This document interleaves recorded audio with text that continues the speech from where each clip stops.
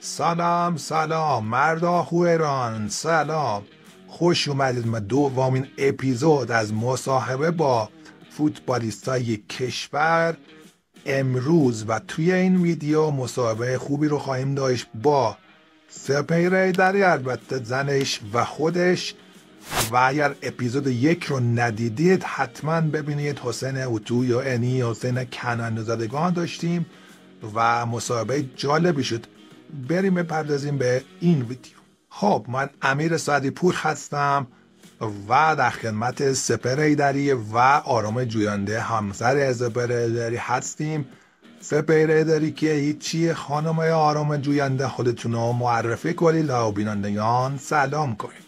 من هم سلام میکنم خدمت شما و همه همکارای محترمتون. سال نو رو هم به شما و همه مردم عزیزمون تبریک میگم. خب نظرتون در مورد عشقی که بینتون هست چجوریه؟ حالا این سال دوست دارم هر جفتتون جواب بدید. عشق ساده و پاک داریم. همیشه میخواستم که یه همسر خیلی خوب بهم بده تو این دنیایی که خیلی سخت همسر خوب پیدا میشه. عشقی که ما بین من و سپهر هستش خیلی عشق خاصیه. بهترین کادویی که خانم آرام دادید به سپهر به نظرتون چیه؟ بهترین هدیه عشق. و بعد از موزیک ویدیو صرفی گفتید که یه شب پیشش موندید و صرفی هم گفت خیلی لذت بخش بوده. میخواستم ببینم که برای شما چه جوری بوده اون تجربه. و خب برای منم خیلی لذت بخشه.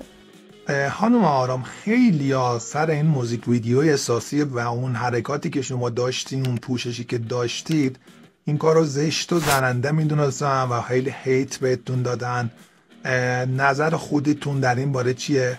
کار ما غیر اخلاقی انجام نمیدیم. مشکل از ما نیست، مشکل قطعا از حالا کسایی هستش که با این موضوع مشکل دارن. بهتر بهش بی احترامی بشه و بلوک بشه. چی بشن؟ بلوک بشه. بعد دوستان متوجه شدیم. خیلی ممنون از توضیحات کامل خانم جوینده و کارتون پس زشت و غیر اخلاقی من بوده دیگه. خانم جوینده شما اشاره کرده و گفته که برای آقای هیگری کوچوله. آیا این صحت داره یا نه؟ Meine Mama hat mir einfach erlaubt, dass ich Cola trinken شما میگن کسخلات چا؟ darf. Wie cool ist das bitte? آمچه ها حتی زیرنویس کردن صحبتهای خانم جوینده رو. Jetzt zocke ich Fortnite und trink Cola. سپهر جان، تا حالا کسی به همسرتون پیشنهاد داده؟ خیلی پیشنهاد اینجوری بوده.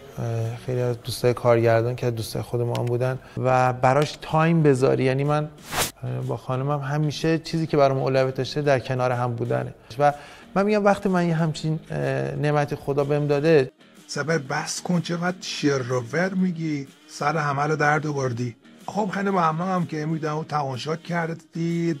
سریعتر این مسابقه یک کزوه رو جمعش کنیم. اگر از این سایت محتوا خوشتون میاد، دوست دارین در اپیزودهای بعدی چه کسی مهمون برنامه‌مون باشه، لایک و کامنت و سابسکرایب چند یادتون نره تا ویدیو بعدی. خدا نگهدار.